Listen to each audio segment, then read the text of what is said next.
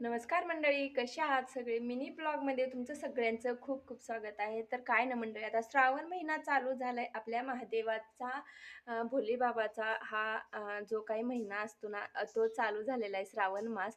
आणि मी ना इथं अशा प्रकारे महादेवाची आपल्या पूजा केलेली आहे भोलेबाबाची. आणि हे जे तांदूळ तुम्हाला एवढे दिसत आहेत ना, तर हे तांदूळ ना अख्खे तांदूळ आहेत आणि लाखोळी म्हणतात त्याला. तर 1,00,000 तांदूळ वाहण्याचा मी संकल्प केलेला आहे. आणि त्याची सुरुवात श्रावण महिना सुरू झाला, म्हणजे अमावास्या झाली की दुसऱ्या दिवसापासून मी अशा प्रकारे पूजेला सुरुवात केलेली आहे.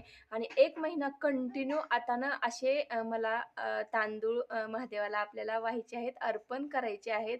आणि 1,00,000 तांदूळ वाहण्याचा जो काही संकल्प घेतलेला आहे मी, तर तो मला पूर्ण करायचा आहे. तर त्याला ना लाखोळी असे म्हणतात. तर त्याच्यामुळे बरेच दिवस झालं माझ्या मनात चालू होतं, की अरे लाखोळी बनवायची आहे, लाखोळी करायची आहे मला महादेवाची, भोलेबाबाची लाखोळी करायची होती. पण सुरुवातीला ना काही दिवस मला जमलंच नाही. आणि आता म्हणजे मनात ठाम केलं, की नाही आता या वेळेस ना ह्या श्रावण महिन्यात लाखोळी पूर्ण करायची म्हणजे पूर्ण करायची.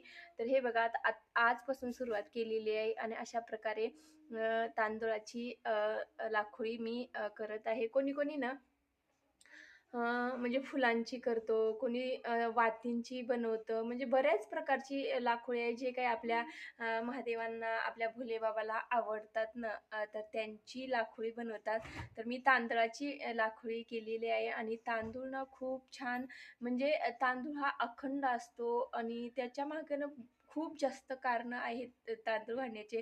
धनप्राप्ती, सुख, समृद्धी, ऐश्वर्य सगळं आपल्या जीवनामध्ये प्राप्त हो म्हणून ही लाखोळी करतात. त्याचप्रमाणे मी संकल्प घेतलेला आहे आणि आता ही लाखोळी मी पूर्ण करणार आहे. सकाळी ना म्हणजे 4:30 वाजता उठून मी अशा प्रकारे पूजा वगैरे केली होती आणि साडी वगैरे घातली होती, आता चेंज केली. आणि जे काही पूजा वगैरे होती ती मनोभावे पूजा केली आणि महादेवांना अ, आजपासून सुरुवात केली लाखोळी वाहण्याची. आणि ह्या एका महिन्यात मला कंप्लीट करायची आहे. खूप दिवसापासून इच्छा होती की नाही लाखोळी करायची, लाखोळी करायची, कारण बरेच जणांनी केली होती. म्हणलं चला आपणही काहीतरी आपल्या मनात संकल्प धरूनच आपण ही लाखोळी करूया. बघू भोले बाबा आपले संकल्प, आपला इच्छा पूर्ण होतात की नाही. तर विश्वास तर माझा भोलेबाबावरच आहे, महादेवावरच आहे. आणि तो लवकरात लवकर ते इच्छा पूर्ण करतील. आणि कसा वाटला मिनी ब्लॉग, आवडला असेल तर लाईक करा आणि सबस्क्राईब केलं नसेल प्लीज सबस्क्राईब करा. आणि व्हिडिओ आवडला असेल तर लाईक करा. आणि व्हिडिओ पाहिल्याबद्दल सगळ्यांना धन्यवाद. Thank you for watching. बाय.